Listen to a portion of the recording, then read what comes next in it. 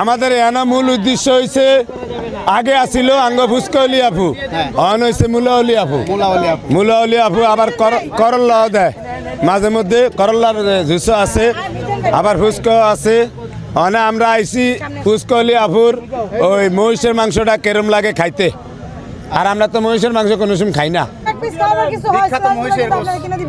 আমার এক ভাই লাস্টে আইছে হেতে আমার হোটেলের খাওয়ানো খাইতারে না আমি আগে হেতে দেবো আইন ভাই। আচ্ছা আচ্ছা আচ্ছা বিসমিল্লাহ।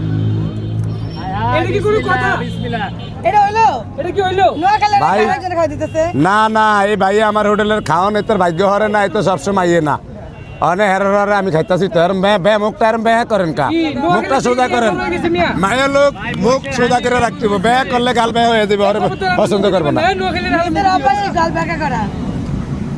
কেমন লাগতেছে ভাই খাইতে তো দেন হয়েছে ভালোই আল্লাহ দিলে আভা এই এই ধূপ কত 250 টাকা কমে গেছে তো খিচুড়ি খিচুড়ি হচ্ছে চাপড়ি আলাদা খিচুড়ি 50 টাকা চাপড়ি 20 টাকা ভাই কম কোথায় আপনার রিভিউটা আপনি একটু বলে দেন কি কি আছে এর সাথে কি থাকবে না থাকবে বলে না হচ্ছে মাংস থাকবে 5 পিস আজকে হচ্ছে সবাইকে দাওয়াত করছি বিদায়ী লোকজন থাকবে এই জন্য মাংসের পিসটা একটু ছোটই করছি। অন্য অন্য মানুষে 250 টিয়ার দাগ একটা আবার 20 টিয়ার দাগ আবার হানি 100 টিয়ার মিলিয়ে 300 উড়ায় আমনে মিলিয়ে উড়াইবেন 250 যে 50 টিয়া বেটাকে বাঁচবো এটা দিয়ে ঘর ভাড়া দিয়ে আবার বাসায় যাইব। আচ্ছা আচ্ছা ঠিক আছে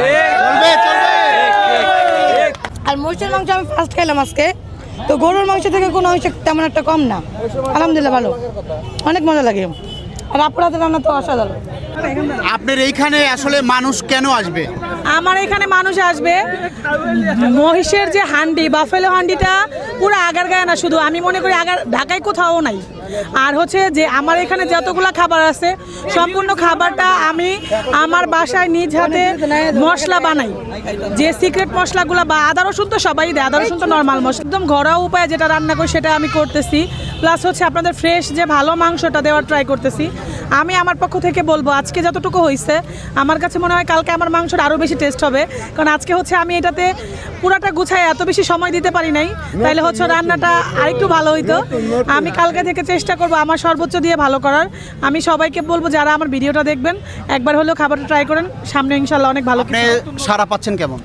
ইনশাল্লাহ অনেক ভালো সারা পাচ্ছি। আপনি কি মনে করেন যে মিজানকে আনলেই ভাইরাল হয়ে যাবে বা সবাই এখানে আসবে এইটা বলতে চান নাকি খাবারের টেস্ট দিয়ে খাবারের স্বাদ দিয়ে মানুষকে আকৃষ্ট করবে? ভাই আসলে মিজান ভাইকে আইনা আমি ভাইরাল হব সেটা আমার ধান্দা বা চিন্তা কোনো কিছুই না।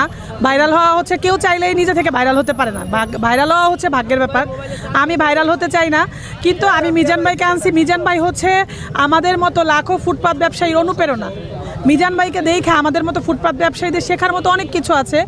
মিজান ভাই যদি এমন একটা মিজান ভাইয়ের একটা টেকনিক আছে যেই টেকনিকটা হচ্ছে সারা বাংলাদেশ আর কোনো ফুটপাত ব্যবসায়ী কিন্তু পারে নাই যেটা মিজান ভাই পারছে।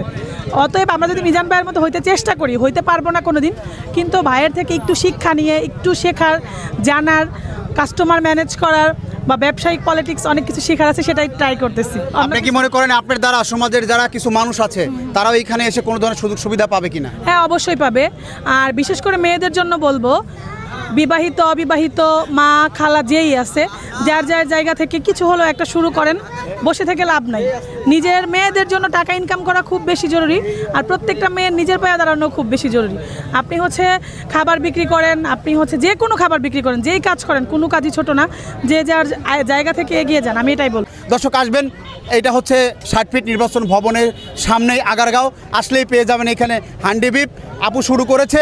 যে কথাটি বলেছে আসলে ভালো লেগেছে যে প্রথমে এইখানে এসেই কেউ ভাইরাল হতে চায় না বা হয়ে যায় না মানুষের ভালোবাসা দিয়ে খাবারের টেস্ট দিয়ে তার অনুপ্রেরণা দিয়ে সামনে আগাইতে চায়। সবাই আসবেন। আজকে ছিলাম আগারগাঁয়ে দেখা হবে অন্য কোনো দিন অন্য কোনো জায়গায়। সালাম।